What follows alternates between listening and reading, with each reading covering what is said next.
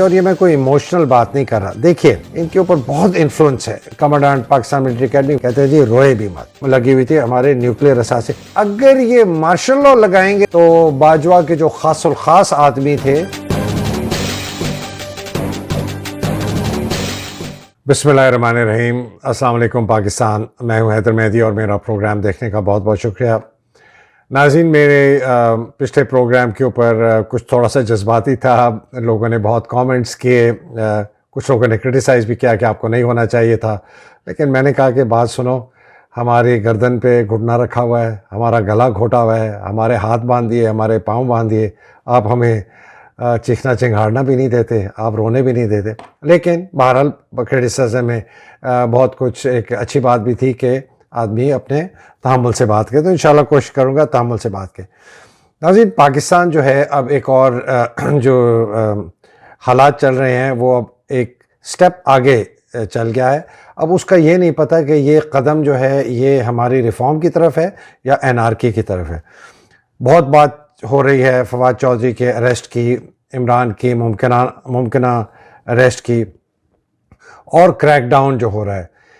میری نظر میں, اور میں اس پہ تجزیہ کروں گا, میری نظر میں یہ پاکستان کے لیے ایک موقع ہے کہ پاکستانی قوم نے آگے جا کے اس ملک کو بچانا ہے یا وہ پھر چپ کر کے بیٹھ جائیں گے. اور یہ میں کوئی ایموشنل بات نہیں کر رہا. دیکھیے یہ جو فیز ہے نا حقیقی آزادی کا, یہ اب ایک اگلے سٹیج میں داخل ہو چکا ہے.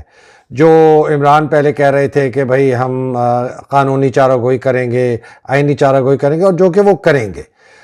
لیکن فواد چودھری کے اریسٹ سے, محسن نقوی کی چیف منسٹر بننے سے, 92 لا آفیسر چینج کرنے سے, اوور نائٹ جو ہے وہ پنجاب پولیس جو ہے جو کہ پرویز الہی نواز تھی, وہ اوور نائٹ جو ہے وہ اب جو پی ڈی ایم کی حکومت ہے ان کی طرف چل پڑی ہے. تو اس سے ہمیں کیا پتہ چلتا ہے؟ اس سے ہمیں پتہ چلتا ہے کہ یہ نظام جو ہے اس کے اندر رول آف لا کی کوئی بات نہیں ہے. اس میں کوئی صحیح طریقے سے چیز نہیں ہوگی, اس لیے کہ محسن نقوی کی جو تعیناتی ہے وہ کمپلیٹلی پیٹنٹلی اللیگل ہے. جس طرح آپ کو سب پتہ ہے, اس نے والنٹری ریٹرن کی ہے, پیسے کی پلی بارگین کی ہے. پاکستان میں جس طرح فواد چودھری کہتے ہیں چپڑاسی کو بھی نہیں لگایا جا سکتا, تو اس آدمی کو آپ نے, خیر چپڑاسی بھی اس سے بہتر ہی ہوگا, اس جیسے آدمی کو آپ نے چیف منسٹر بنا دیا ہے. تو اس کے جتنے احکامات ہیں وہ غیر قانونی ہیں. تو اب ہمیں یہ بتائیے کہ اگر یہ اس طرح کی بدماشی ہوگی تو پاکستانیوں کے لیے ہمارے جو طاقتور حلقے ہیں انہوں نے کیا چھوڑا ہے؟ جب میں طاقتور حلقے کہتا ہوں, باقی تو کوئی نیوٹرل, کوئی اسٹیبلشمنٹ, کوئی فلانا, میں تو جنرل عاصم منیر کی طرف اشارہ کرتا ہوں, اور میرا اشارہ بھی انہی کی طرف ہے. دیکھیے ہمیں کچھ عرصہ پہلے مجھے یہ بتایا گیا تھا کہ جنرل عاصم منیر جو ہیں وہ اپنا ٹائم لے رہے ہیں, اور جب وہ سمجھ جائیں گے وہ باجوہ کی باقیات سے جان چھڑوائیں گے, اور اس کے بعد وہ یہ ساری چیزیں ٹھیک کریں گے اور الیکشنز کی طرف کہیں گے. مجھے پی ٹی آئی کے بڑے سینئر حلقوں سے بھی یہ بات کہی گئی, مجھے فوج کے اندر سے بھی کہی گئی, مجھے عمران کے قریب جو دوست تھے انہوں نے بھی کہی گئی. جب اتنی زیادہ مجھے میسیجنگ آئی تو میں نے کہا اچھا ٹھیک ہے. پھر وہ میں اپنا مفروضہ لے کے چلا کہ یہ آدمی آنیسٹ ہے, کرپٹ نہیں ہے, یہ ملک کا بھلا چاہتا ہے, اور یہ ڈاکو لٹیروں سے ہماری جان چھڑوائے گا اور فری اینڈ فیئر الیکشن کروائے گا, اور باجوہ کی لگائی ہوئی تباہی اور بربادی جو ہے اس کو یہ ٹھیک کرنے کی کوشش کرے گا, اس کی راہ پہ چلے گا, اور فوج کی ریپوٹیشن کو یہ واپس ٹھیک کرنے کی کوشش کرے گا. لیکن ہمیں ایسا کچھ نظر نہیں آیا.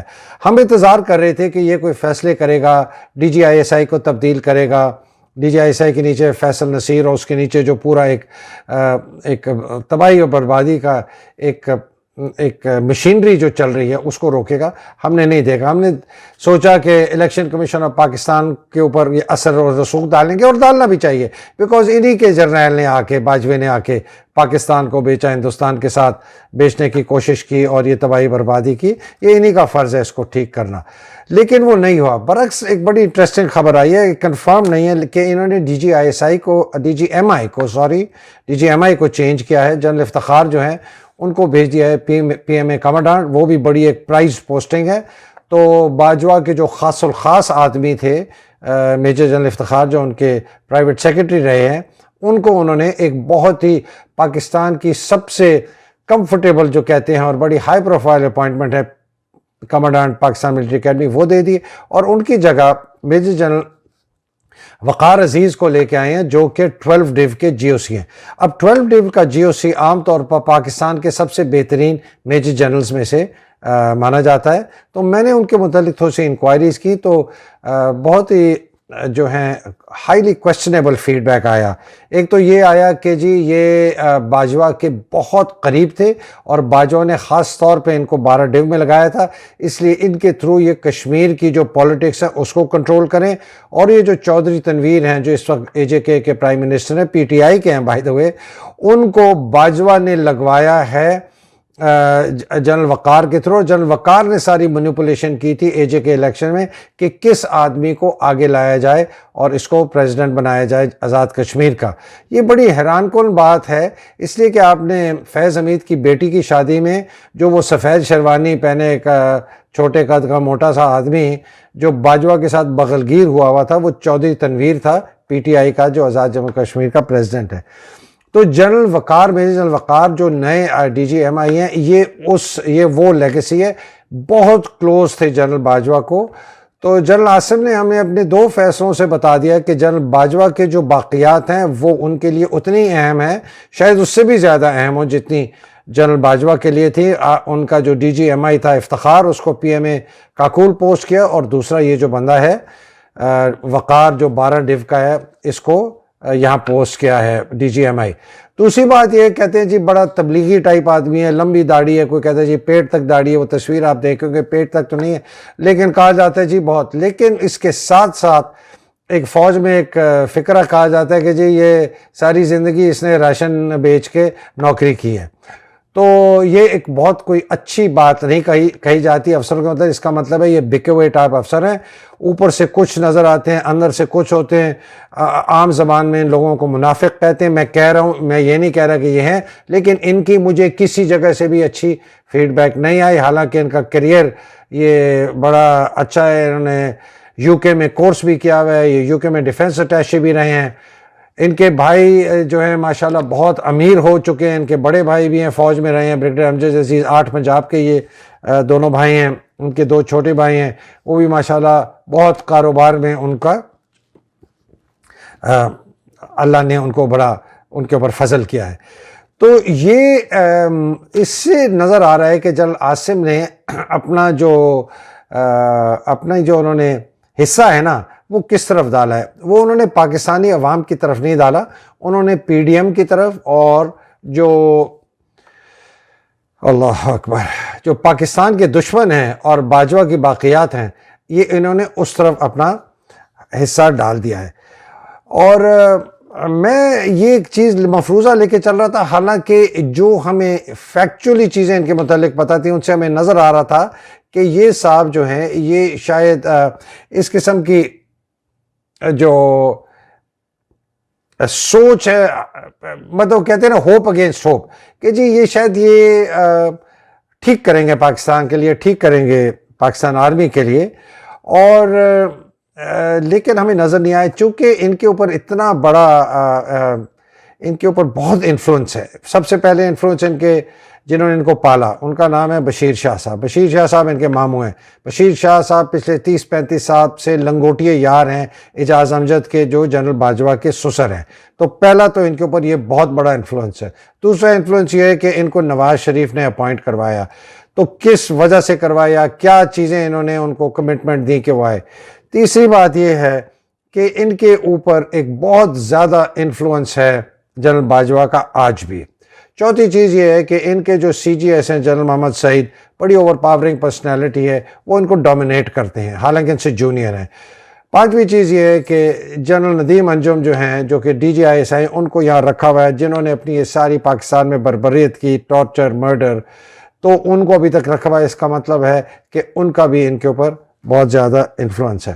اور چھٹی چیز جو کہ سب سے زیادہ میرا خیال ہے اس کے اندر عام ہے وہ یہ ہے کہ ان کی اپنی رائے عمران کے متعلق بہت منفی ہے، اور وہ جو رائے ہے اس کی ابتدا شروع ہوتی ہے جب یہ DGISI تھے اور ان کا خیال تھا کہ مجھے نکال دیا گیا عمران کے کہنے پہ، اور اس کے بعد ان کے عمران کے متعلق ان کے کردار کے متعلق بہت کچھ ان کو فیڈ کیا گیا، دکھایا گیا پرانی چیزیں، جس کے اوپر سے ان کا وہ جو ان کا ایک امیج تھا عمران کے متعلق یا ایک ویو تھا وہ ری انفورس ہوا ہے۔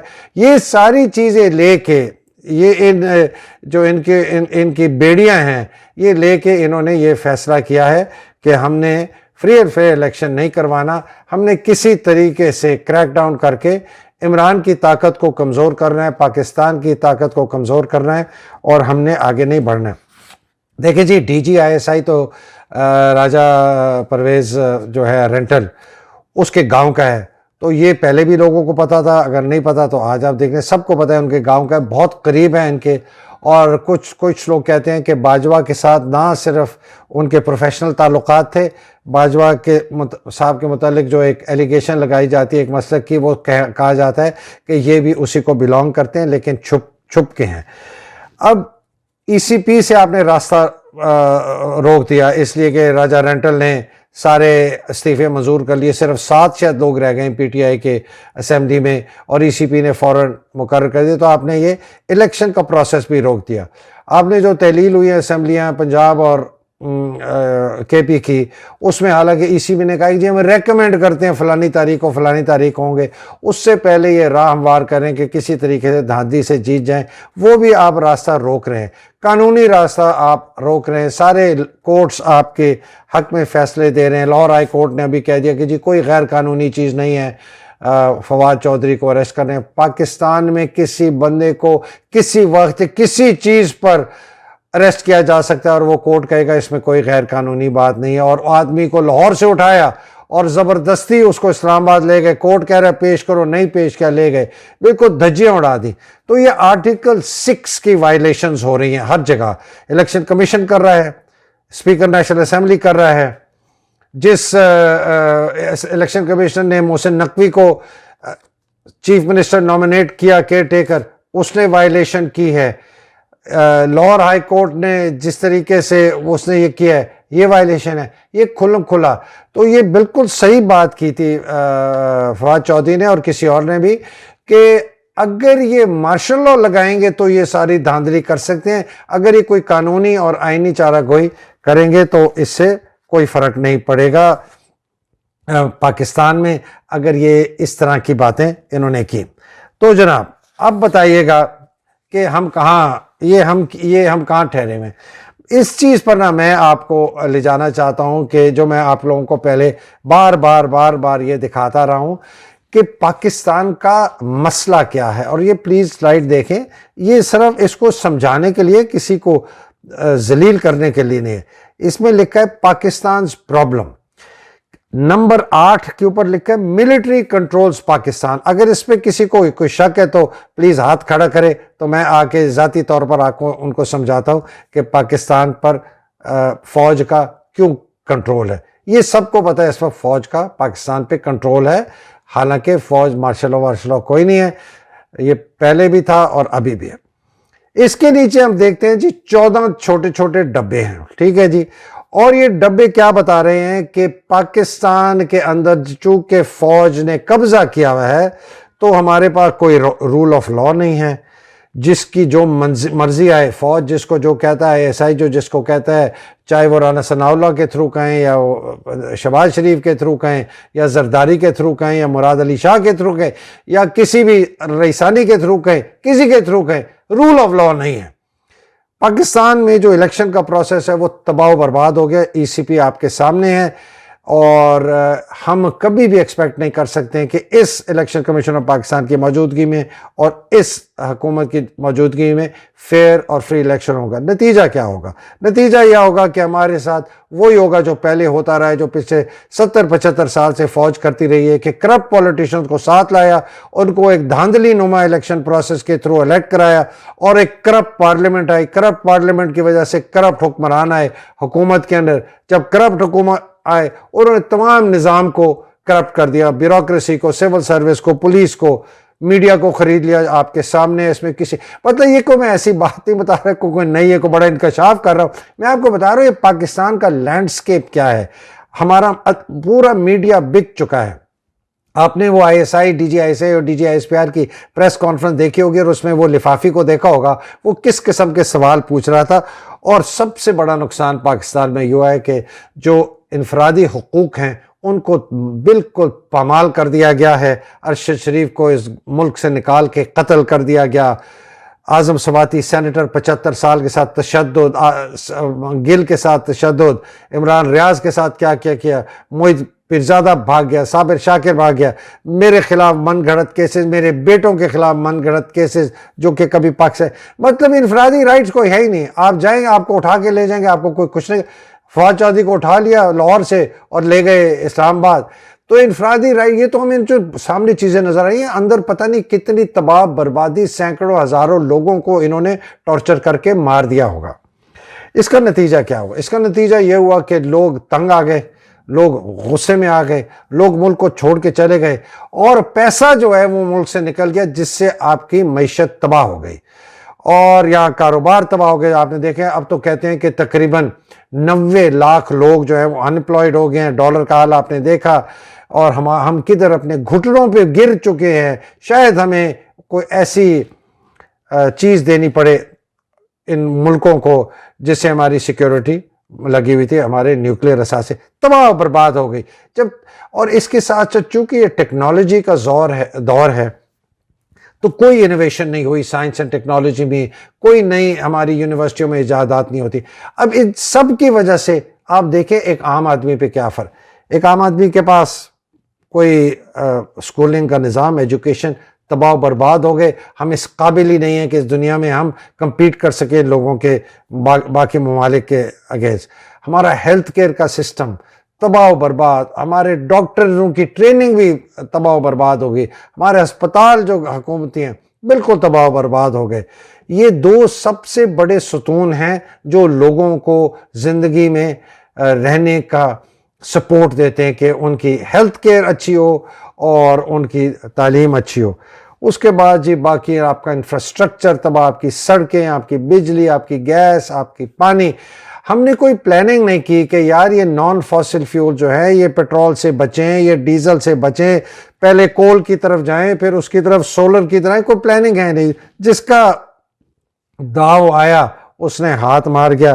اور فنون لطیفہ کو تو چھوڑ دیں, کیا نتیجہ نکلا جو آپ آج دیکھ رہے ہیں. ایک کمزور پاکستان بالکل اپنے گھٹنوں پہ, اس کی گردن پہ انہوں نے فوج نے اور یہ اشرافیہ جو ہے پولیٹیشنز کی, انہوں نے اپنا گھٹنا رکھا ہوا ہے. نہ ہم سانس لے سکتے ہیں نہ ہم رو سکتے ہیں. کہتے ہیں جی روئے بھی مت, اور ہماری سالمیت جو ہے وہ ایٹ سٹیک ہے. تو یہ ہوا کیسے؟ یہ میں آپ کو جو ہے نا یہ 8 جرنیلوں کی تصویر دکھا رہا ہوں, جس کے اندر سے آپ کے مارشل لاء والے ایوب صاحب جنہوں نے ابتدا کی اس کی, 9 سال وہ رہے حکمرانی میں. یہ میں 8 جرنیلوں کی میں اس لیے آپ کو دکھا رہا ہوں کہ اس میں سے جو 7 تھے انہوں نے 55 سال آرمی چیف رہے ہیں, جس کی وجہ سے فوج ہماری اتنی تباہ و برباد ہوئی. اور اس طریقے سے انہوں نے قابو پایا پاکستان پہ. اس لیے کہ ایوب نے 9 سال مارشل لاء کیا. سب سے پہلے ابتدا گند کی اس آدمی نے کی. اس نے وہ بیج بوئے جو آج جس کا ہم یہ کڑوا پھل پورا پاکستان کھا رہا ہے. پھر اور اس نے بھٹو اس کی کیبنٹ کا بہت بڑا ستون تھا, اس کا فارن منسٹر تھا, اس کو اس نے طاقت دی. اس نے پھر اسی کے پیٹ پہ چاقو ماری. یہ ایک دوسرے کو ہی مارتے رہتے ہیں. پھر آیا یایا نے بھی 3 سال مارشل لاء کیا, آدھا ملک لوٹا اور بھٹو کے حوالے حکومت کر کے, اور بنگالیوں کو کہا جاؤ بھائی تم جاؤ. بنگالی بھی عقل مند تھے, اور انہوں نے کہا جب تک اس فوج سے جان نہیں چھٹے گی نا ہمیں انہوں نے آگے نہیں بڑھنے دینا. عقل کی بات کی, علیحدہ ہو گئے. آج ہم سے کم از کم معیشت کے معاملے ہم سے بہت آگے. پھر آگے جی موصوف ضیاء الحق صاحب, جو میں سمجھتا ہوں سب سے بڑا نقصان انہوں نے پاکستان کو یہ پہنچایا کہ انہوں نے نواز شریف کو نکالا. کہاں سے نکالا؟ مطلب پیدا کیا. نواز شریف کو انہوں نے پاکستان کو پیش کیا، انہوں نے ہمیں ڈرگ کلچر دیا، ہمیں فرقہ واریت دی، اور انتہا سے زیادہ کرپشن آئی ISI میں، اور فوج بہت زیادہ مضبوط ہوئی۔ انہوں نے راستے سب بند کر دیے، ان کا جہاز پھٹ گیا۔ اب میں بتاؤں گا اگر ہم نے یہاں راستے بند کر دیے تو کیا پھٹے گا۔ پھر آئے جناب مشرف صاحب۔ مشرف صاحب کا بہت ہی افسوسناک دور ہے۔ انہوں نے جو سب سے زیادہ فوج میں طاقت آئی اور یہ پلاٹس کا اور یہ اندر کرپشن کا کلچر آیا، ان کے زمانے میں فروغ ہوا، اور انہوں نے ہمیں تحفہ دیا زرداری کا، اور زرداری کے ساتھ تحفہ ہمیں ملا بلاول کا، اور اب شریفوں کے بعد کے ساتھ ہمیں تحفہ ملا ہے مریم کا۔ یہ لوگوں نے اتنا نقصان پہنچایا ہے پاکستان کو، اور ان کے لوگ ابھی بھی ڈیفینڈ کرتے ہیں کہ جی ان کے دوران میں اکانومی بہت اچھی تھی۔ اور بھاڑ میں جائے وہ اکانومی جو اچھی تھی، وہ اداروں کا کیا حال کر گئے، وہ سولین ادارے تباہ کر گئے، ہماری جوڈیشری تباہ کر گئے، ہماری پولیس کو کرپٹ کر گئے، ہمارے بیوروکریسی کو کرپٹ کر گئے۔ کیوں، کیسے کرپٹ کر گئے؟ پہلے تو خود انہوں نے اس کے اندر عمل دخل کر کے اس کو کمزور کیا، اور جب وہ گئے وہ گندے سیاستدان چھوڑ گئے جنہوں نے ان کو تباہ و برباد کیا، اس لیے کہ وہ کرپشن کر سکے۔ یہ آپ کو you have to understand this landscape کہ یہ کس طرح ہو رہی ہے۔ اور اس کے بعد جی دو موصوف آئے، کیانی صاحب اور باجوہ۔ کیانی صاحب کی میں بات ذرا چھوڑتا ہوں، حالانکہ انہوں نے بہت تقویت اور بہت پاور پہنچائی ہے اور سپورٹ کیا زرداری کو، ورنہ اگر یہ نہ کرتے تو زرداری کبھی اتنا طاقتور ہو ہی نہیں سکتا، اور جو اس نے سندھ میں تباہی و بربادی کی ہے وہ کبھی نہ کر سکتا۔ یہ سہرا جو ہے کیانی صاحب کے، اور اس نے حسین حقانی کو بھی جانے دیا، نہیں جانے دینا چاہیے تھا۔ جی آپ آ گئے جی پاکستان کے سب سے بڑے غدار میر جعفر۔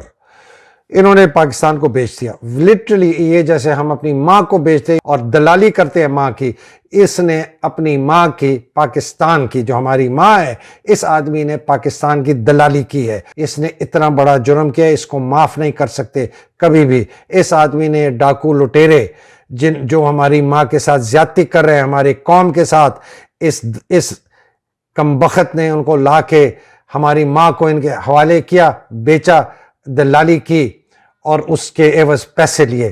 یہ وہ آدمی ہے، اس کو نہیں اس نے ہمیں پاکستان پر پہنچایا ہے اس نہج پہ۔ اب یہ میں آپ کو اسے بتا رہا ہوں، اس میں یہ نہیں ہے کہ سیاستدانوں کا رول نہیں ہے یا جوڈیشری کا رول نہیں ہے، بالکل ہے، لیکن ان کو لایا کون؟